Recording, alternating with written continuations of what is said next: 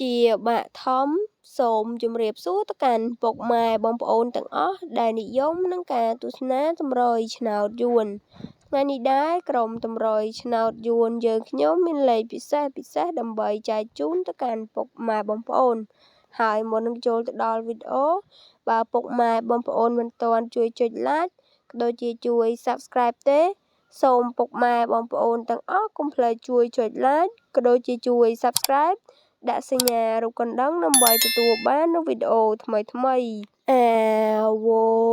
ងឆ្នោតចេញអីស្រ5អាវងឆ្នោតចេញអី9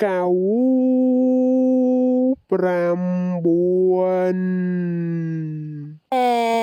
វងឆ្នោតចេញអី5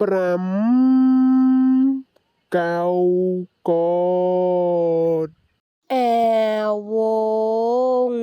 ឆ្នោតចេញអីស្អែកចាំសួរ